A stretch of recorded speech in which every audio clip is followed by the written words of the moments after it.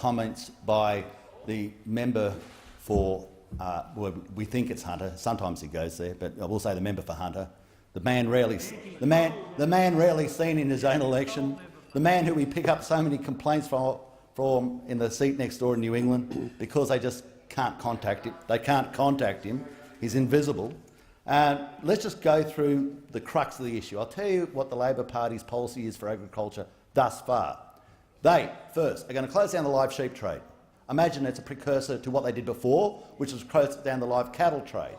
And then we know that the next step, by reason of such people as from speeches we've had in here from the Labor Party, they're going to have a look at the transport industry, the cattle trucks carting around the stock, which in a land so immense as Australia, there is absolutely no point in saying we're going to start following European guidelines. It just won't work. They do not support dams. In fact, they're on the record that they're going to take money out of our dams policy because they can't take on the Greens. They're ridden over by the Greens. At least we have a formal coalition. They have an informal one from political terrorists who basically drive all the agenda, and they don't want an agricultural industry. They don't support the Regional Investment Corporation. They mock it. It's a major move towards getting a greater propensity for forward vision, and they're going to close it down. So close down the live sheep trade, close down the Regional Investment Corporation. They don't believe in decentralisation. They worship the god of Canberra, Melbourne and Sydney. Apparently it's not just and not proper unless it happens in one of the capitals. And then they come up with this erroneous position, the APVMA is not working. It is. We've got about 80 staff there now. They're coming in from all around the world, not despite it being in Armidale, but because it's in Armidale. They don't believe it, have never given us any vision, such as a movement towards the Bradfield scheme, something to actually start a nation-building project that can never get rid of but can mitigate some of the effects of the drought. And then we can have a look at some of the other issues. Then bring up FHA. My gosh, I would never have gone there, member for Hunter. I think you had about 386 people who are receiving FHA. We've had 7,100 people who've had access to it under us. They don't believe in the concessional loans we're giving out, and even though we're getting, I think it's close to $750 to $1 billion that we've handed out, we're not handed out, but we've lent out at concessional rates. It's got a large demand, must be working.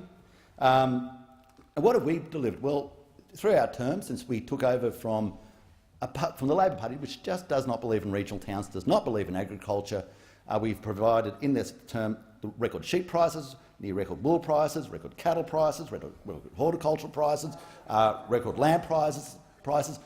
We built up. The Labor Party had literally decimated the Department of Agriculture. The budget of the Department of Agriculture more than halved under their time, more than halved.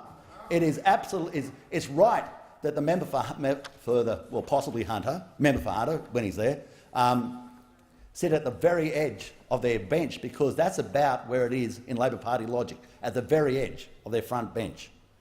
Now this morning we had this, they moved for a floor price in milk. Sounds great. We've actually had one before. We had a floor price in wool.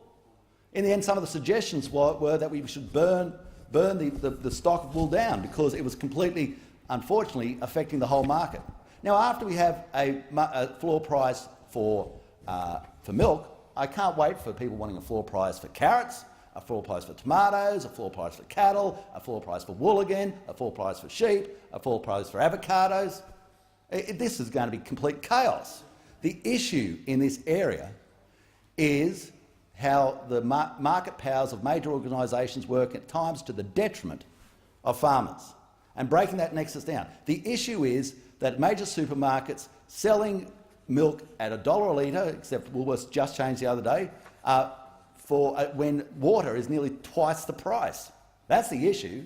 That's the issue you need to address. Unless you've got the fortitude to really go into that space, then all you're doing is taking taking the farmers to a price where they still don't really recognise what they'll get out of the floor price, to a position where the major supermarkets can rely on their capacity to exploit farmers because the government will pick up the tab.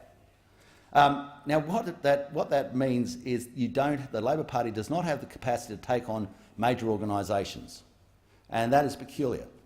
Because when we put up divestiture powers in one small section of the power industry, they went out of their tree. Why would they do that? Why would they be so worried about us trying to bring down the price of power to further assist the large power bills of irrigators, the large power bills of dairy farmers, the large power bills of so many sections in the agricultural community? Is because they don't want to offend big unions who work hand in glove with big business, especially big power companies, and divestiture powers speaks directly in that space. So by their very actions, they are not helping. They are not helping basically farmers. Now I'll give you something I do agree with. I agree with the access to justice, which we help support. Now the reason I do that is because that actually is dealing in the mechanism where we can fit so many problems to have them properly supported in a court process, so a just outcome is provided, not an outcome as a result of the largest chequebook. One of the most annoying things is the Labor Party coming out and their solution to so many of regional problems, and we hear it parrot-fashion from the member for Maybe It's Hunter, maybe he's there today, is this. They're going to solve the drought with climate change policy. Now, I absolutely acknowledge climate change, but this idea that you can trundle around the countryside saying, well, what we'll do is we're going to go straight back to Parliament, and I've heard this, and we're going to immediately affect a climate change policy. And people go, look out the sky, look around and go, oh, so you can do this, Justin. You can make it rain from a green room in Canberra. You're a genius. You're an absolute genius. How does that work? How exactly is that going to work? Stick your head out the window of your car as you're driving on your way back to Hunt at some stage and ask this. Is this actually going to bring any solution to the immediate problems right here and now for people dealing with the drought? And of course the answer is no. But the member for Hunter and Agriculture, they've got to try and stitch some of their other policy agenda items driven by the Greens and call it an agricultural solution, an agricultural solution that will happen now.